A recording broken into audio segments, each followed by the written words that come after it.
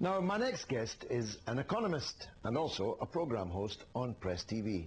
He's Max Keiser. Max, welcome. Let's start with the situation in Dubai. You could probably buy Dubai quite cheaply now, no?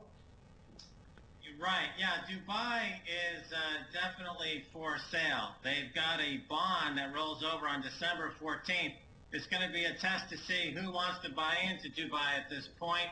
Interestingly enough, this particular bond is a Sharia-compliant bond. You know, under Islamic law, they have a different take on banking, and this is a test of the entire Islamic banking system to see whether this particular bond is compliant with Sharia law. There's a debate about that, as well as if anybody in the world wants this bond and wants to support the Dubai growth story or vision, as Sheikh Mohammed likes to think of it, at all. You know, his vision, George, was to create a real estate speculator's paradise combined with a theme park. And the point that I made on my show this week was that he could have saved everyone a lot of money. He could have simply bought Florida. He would have bought a real estate speculating paradise and a theme park and probably saved some money. And had some change. The last time, Max, the last time I was in Dubai, a taxi driver was telling me about a hadith about when the barefoot are building towers in the sky, the end of the world is nigh. The barefoot Bedouins of Dubai have built towers like no one else has ever built. And effectively, it's all gone bust. It was all a bad dream, no?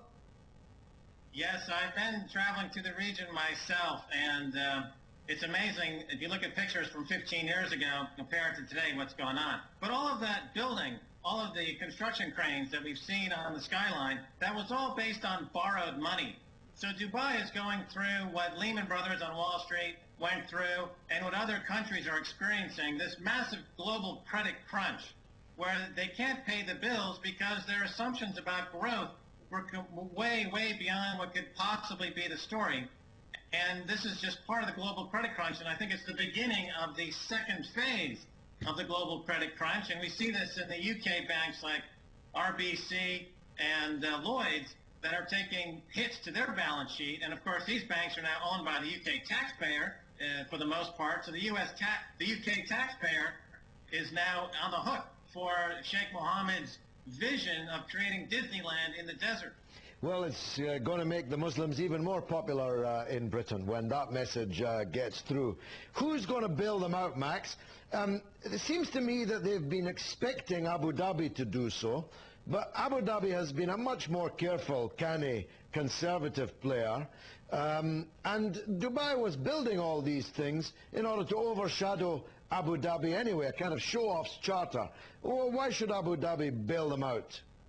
Well, this is where it gets very interesting, George, and there's a political element here.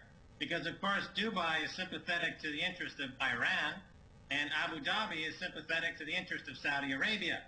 And Abu Dhabi was not really all that happy with the way that Dubai was entertaining Iranians, and also there's a tremendous amount of commerce that goes through Dubai as a way to get around the trade restrictions on Iran.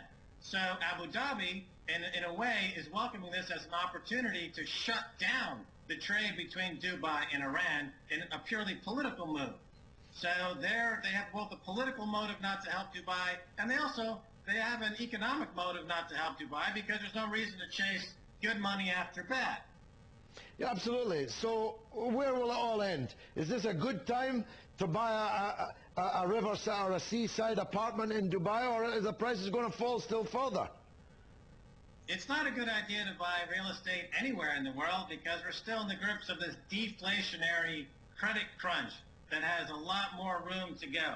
And I think that what we see happening with the central bankers around the world especially is that they see that these fiat currency regimes are collapsing and they're buying gold. And you see the price of gold is reflecting this. And there's still talk about some kind of new currency in the Middle East that would challenge the U.S. dollar for global hegemony. And that new currency would be backed in part by gold. And so countries around the world are buying gold. And I think the Middle East is going to take another look at pulling out of their dollar peg and moving into a gold-backed currency. So in a word, Max, Dubai, is it going bust, or will it be saved? It could be goodbye Dubai in a lot of ways. And economically speaking, I think that they've had their wings clipped. Politically, they're being shut down in a dramatic way. And this is part and parcel of this global credit crunch, which is also, think about this, George, that one of the things that Abu Dhabi is relying on going forward to finance themselves in the region, of course, are their oil reserves. But my sources in Saudi Arabia tell me that the Ghawar oil field for the past 3 years has shown 10% production declines. That's on top of the production declines in Kuwait and the production declines in the Cantarell field in Mexico. So the world has hit peak oil. And what is the Middle East going to be like without cheap oil? And of course, this is another part of the story. Max, you've explained it better than anyone else could. Thanks a lot, Max Keiser, the economist and Press TV guru.